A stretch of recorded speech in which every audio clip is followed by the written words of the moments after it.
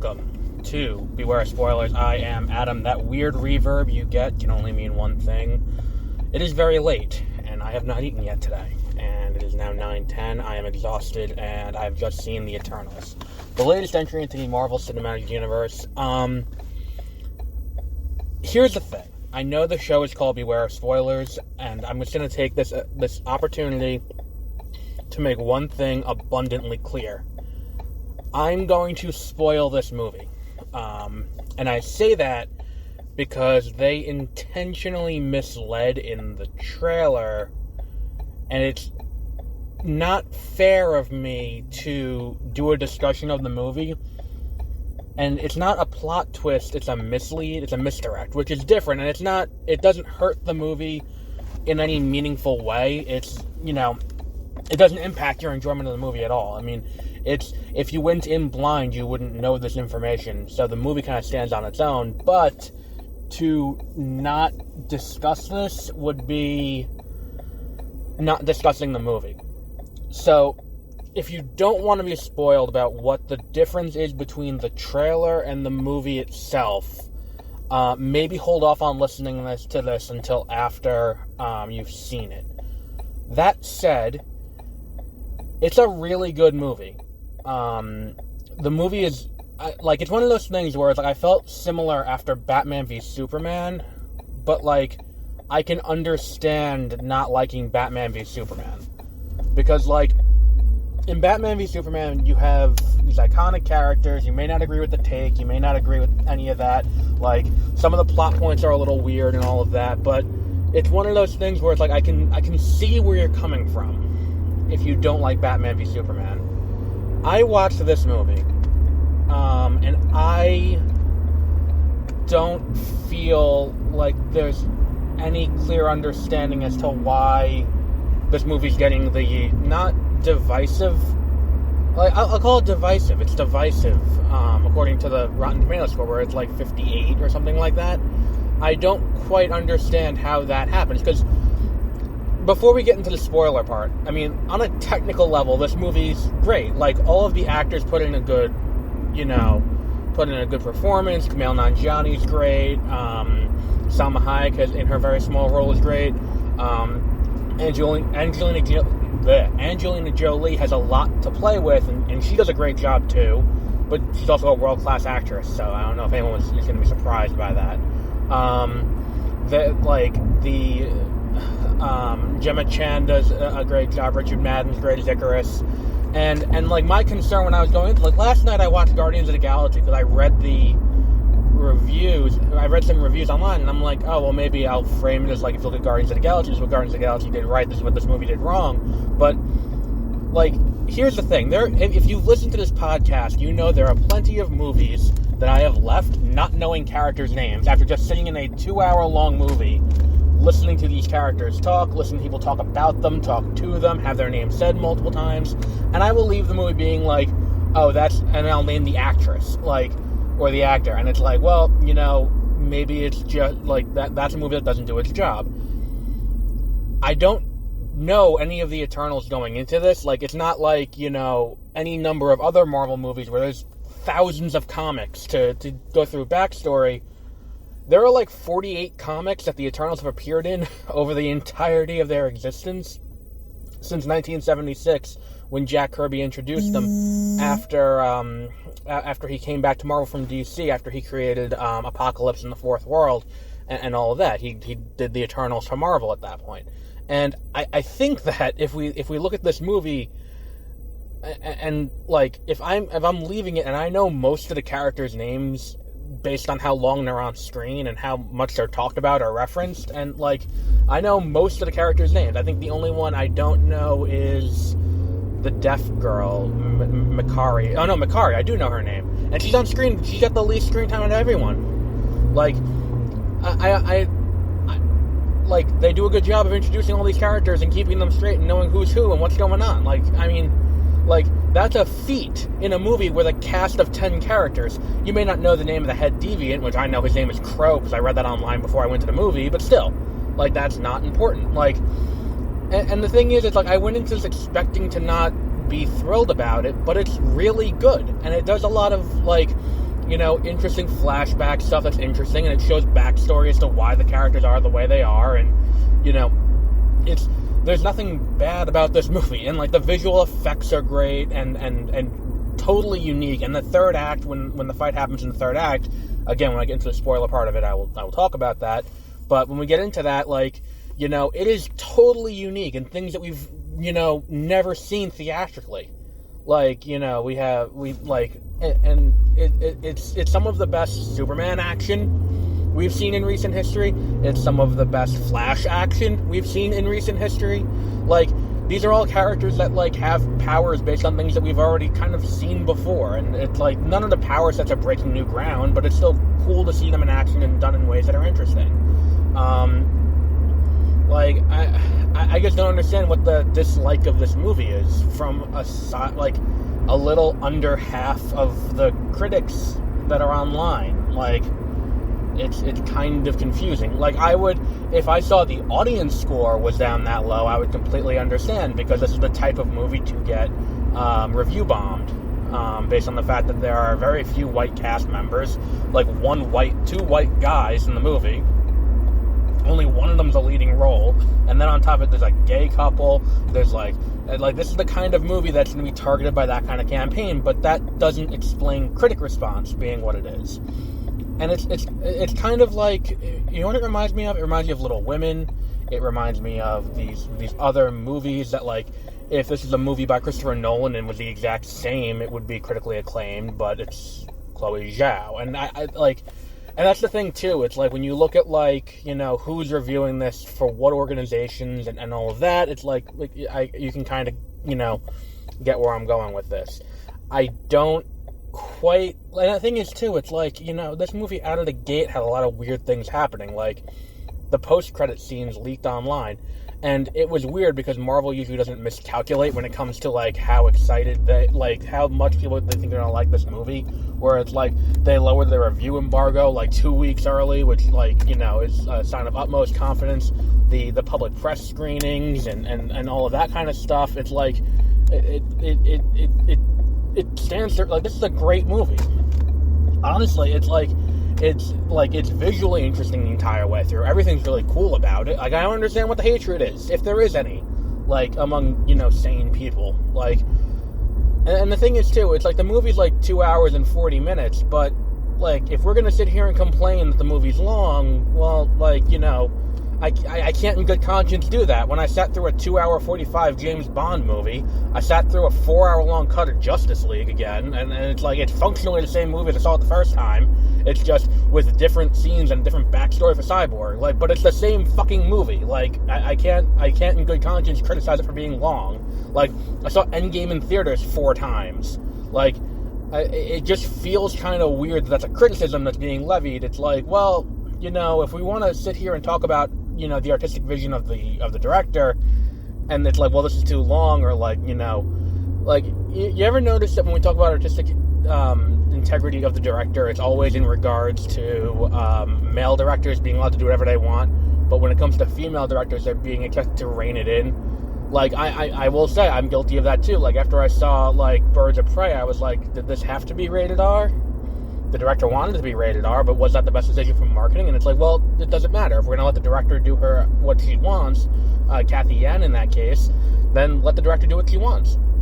And if that's making a rated R Harley Quinn movie, then let her do what she wants. It's her movie, let her do what she wants. And I feel the same way here.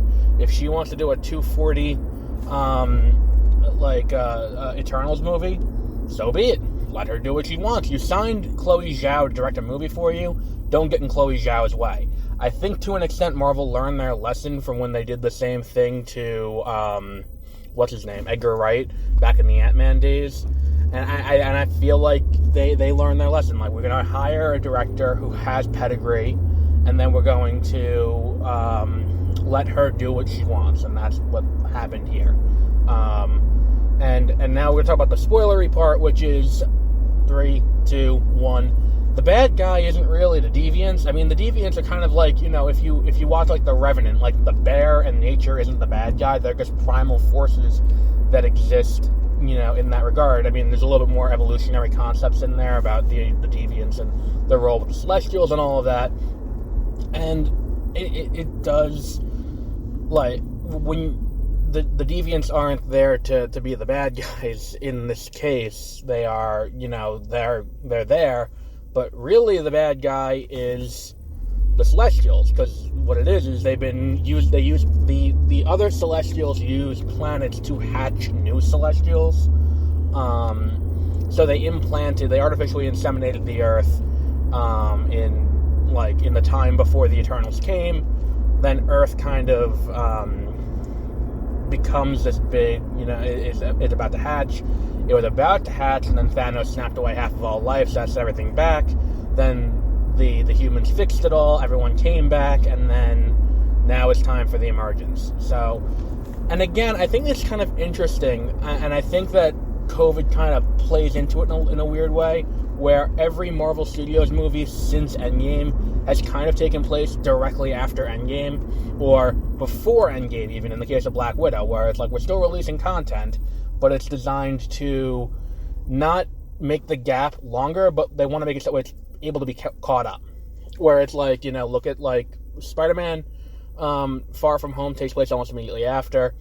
What was the next one? Like Falcon and the Winter Soldier takes place almost immediately after. Spider-Man No Way Home takes place almost immediately after Far From Home, because it's like we see him running from the police immediately after the reveal on TV. It appears that that's happening, and I think that that's kind of a smart decision on their part.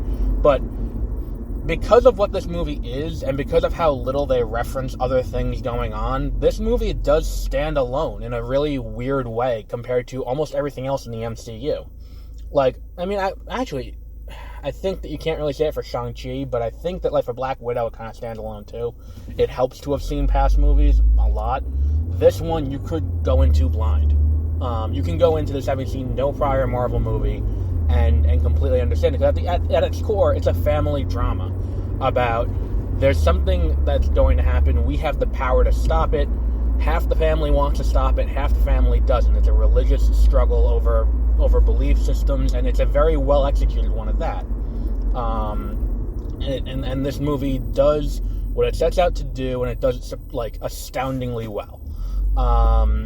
And I think that this movie is going to, it should, if it's a just world, it should go down as one of the better Marvel Studios movies. Definitely worth your time to go see in theaters. The visuals are astounding when they show the Celestials, and they show the backstory of the Celestials and what the Celestials do, and the World Forge, and oh my god, it's just, everything is so well done. And every character, this is a huge task to deal with. Every character has a clear motivation. Every character is completely understood, has a reason they want to be there. It all makes sense, too. I don't understand, and the thing is, too, it's I wasn't sitting there looking at my phone like I was, Once Upon a Time in Hollywood dragged at points, and it's now 2 hours and 45 minutes. What was the other one? No Time to Die had its slow moments. And it was 2:45. This one was not slow. Even Endgame has moments that are slow. And yeah, if you want to nitpick, you can trim some things. So, there's a scene very early on with Gemma Chan in the what's it called? In the teaching. That scene probably doesn't need to happen.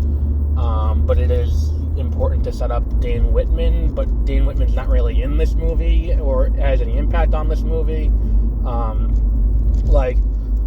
I think that post-credit tag, the two post-credit tags on this movie are far. Let me see how I put this. I like the one where they set up that Shang-Chi's sister is going to be the new Mandarin from Shang-Chi. That was cool. I'm not too keen on Hawkeye to begin with as a show, so the idea of a post-credit scene that sets up Hawkeye, that didn't really grab my imagination, really, where it's oh cool, we're just setting up the Thunderbolts, that's what we're doing here. She's gonna be setting up the team, and that's what's going on. That didn't really grab me either, but the two post-credit scenes here where it's Pip the Troll shows up and he introduces fucking I forgot, what's his name? Harry Styles is playing him, Thanos' brother, Thane, like, introduces him, and, that one was cool, and, like, the idea that, like, the final scene before this movie is the arrival of the Celestial and being like, we're gonna come back for Judgment Day, like, that's so cool. That's such a great way to end the movie, and it just drives home, like, you know, you did this, and you have your moment of victory, but let's see where this goes.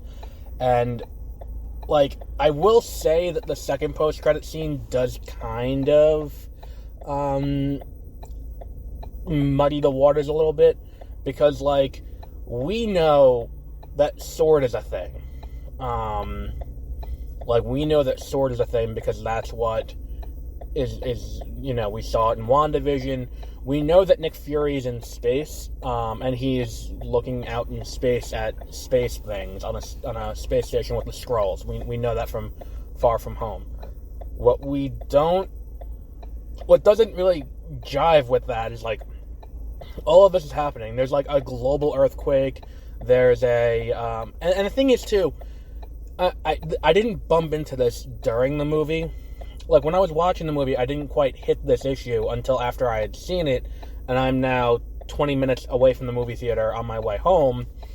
And this is where I'm starting to, like, be like, well, you know, there were no other Avengers in there. And it's like, well, you have this global earthquake, you have volcanoes erupting, you have, like, a giant, like, weird thing reaching up out of the earth, like a hand and a head of a Celestial reaching up out of the earth. They don't know what a Celestial is, but we do.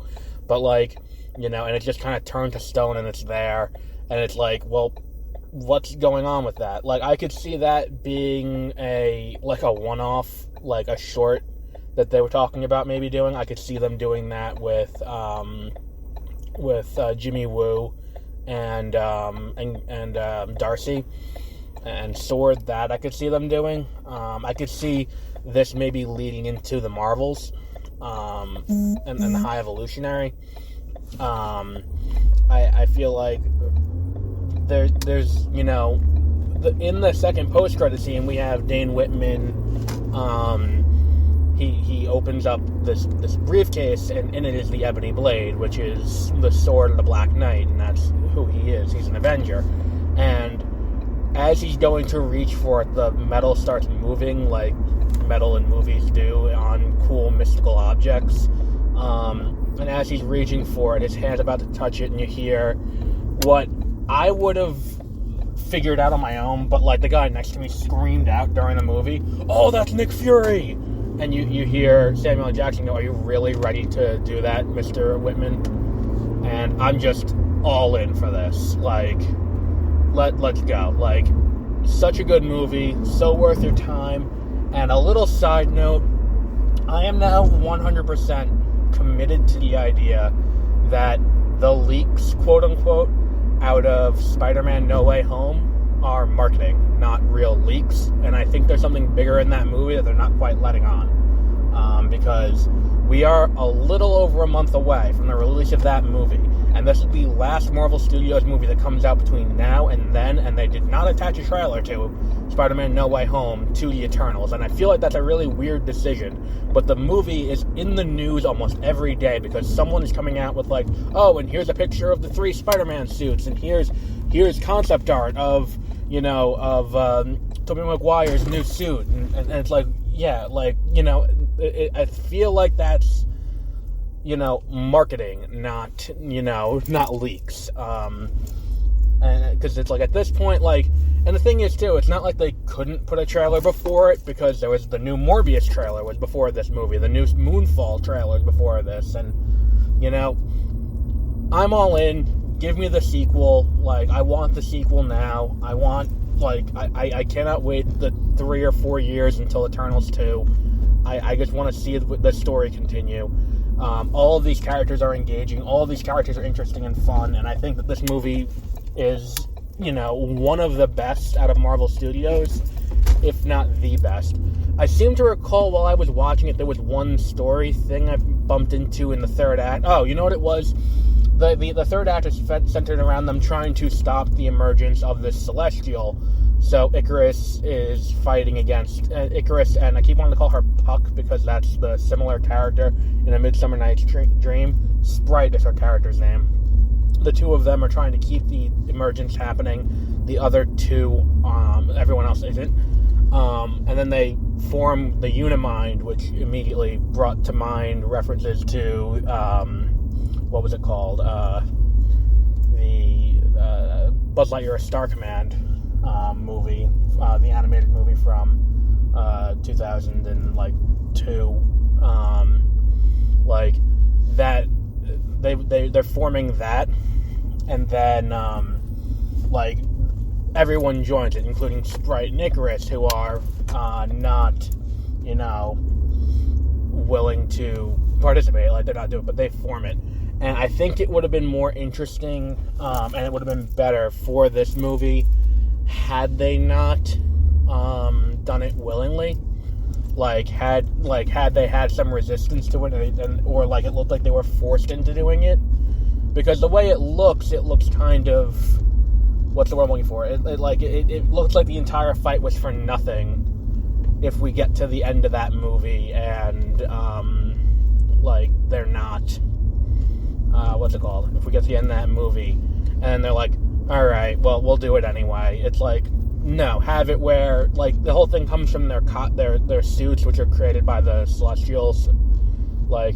Have it be them their free will overridden, because that's another thing about this this movie, is it continues that weird narrative trend that they've had all throughout Phase 4 so far about the concept of free will. Like, Loki had it, Black Widow had it, and it's continued here with the idea of how much free will do we actually have to do what we need to do, if we're just being lied to serve the Celestials, and then they just get rid of us anyway and make us start over. It's an interesting question that's kind of been this thing threaded through all the movies, and some of the shows, and it's interesting, and I like that they're dealing with a philosophical question and not just let this go punchy.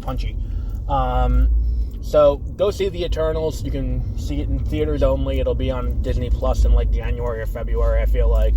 But it's definitely worth your time. Definitely worth a watch. So we will be back tomorrow with Spencer, the Princess Diana biopic with Kristen Stewart. So until then, have a great rest of your week.